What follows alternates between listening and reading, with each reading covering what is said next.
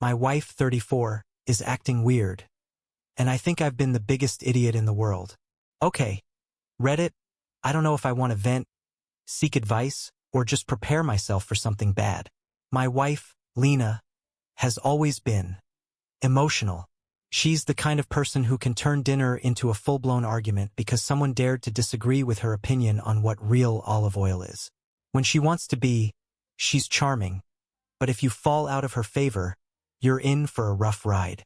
Lately, she's been spending a lot of time with my family. Not with our friends, not with her relatives, with mine.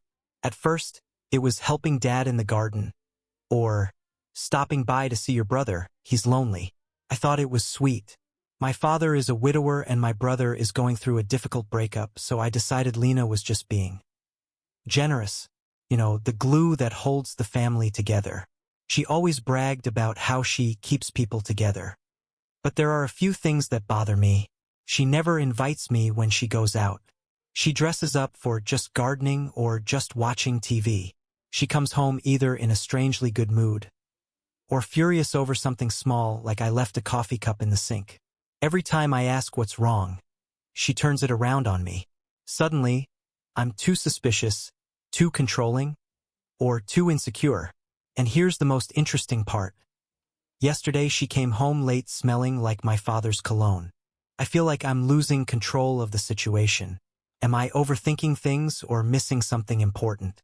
After my last post, I decided to stop being a clueless husband and start really paying attention. Lena thinks I don't notice anything, and I guess I'm playing the part pretty well. 2 days ago, she said she was popping over to my brother Matt's place to cheer him up. Same old routine. She did her hair, put on makeup, and wore an outfit that was way too nice for a comfort visit. She left at 4 p.m. At 7 p.m., I got a text from her. Matt was so depressed, poor guy. We talked for hours. Here's the thing. I ran into Matt that same evening. At a gas station. With his friends. They were laughing, eating chips, not a care in the world. And when I mentioned that Lena was supposedly with him, he looked at me like I was a ghost. When Lena came home later, she launched into a dramatic speech about how he almost cried on her shoulder. Every word was a lie. And I'm starting to think that the only way to find out the truth is to catch her in the act. Yesterday, I tested her. I told her I had a late meeting and wouldn't be home until 10. In reality, I left work early and parked my car 2 blocks away from home.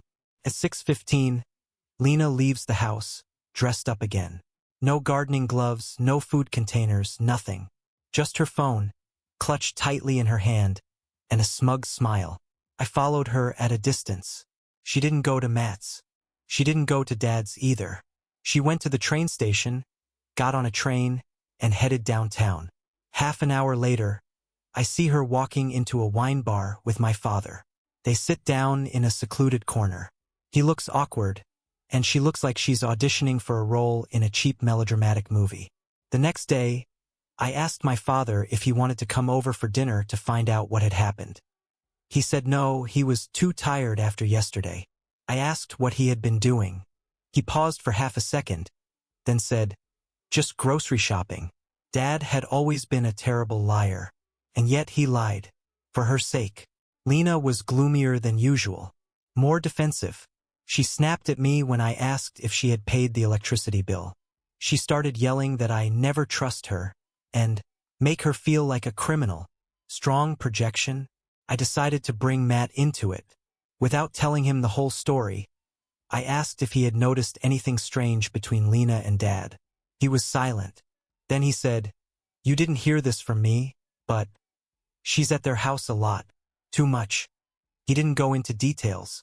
Yesterday Lena said she was going to help Dad set up the new TV. Funny, I bought Dad a new TV. It's been set up for weeks. When she came home, I asked how the TV was. She said, "Oh, we didn't get around to it, we were just talking. I think they talk behind my back because they think I'm stupid."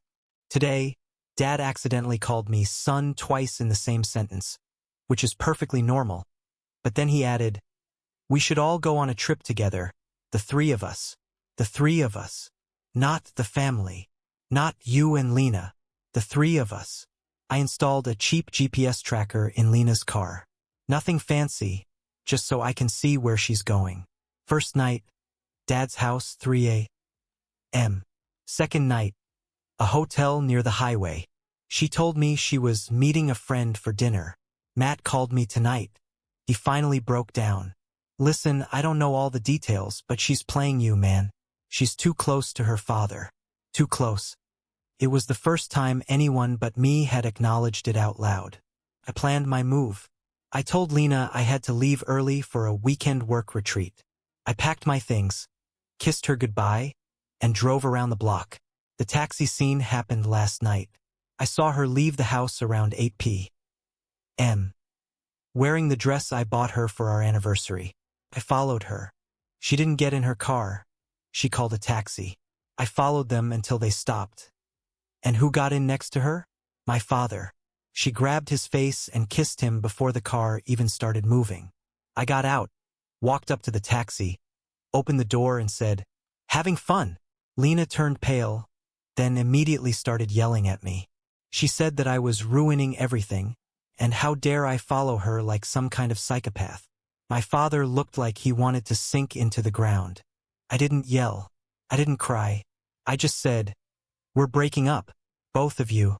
Then I left, and she ran after me down the street, screaming that I never really loved her and it's all my fault.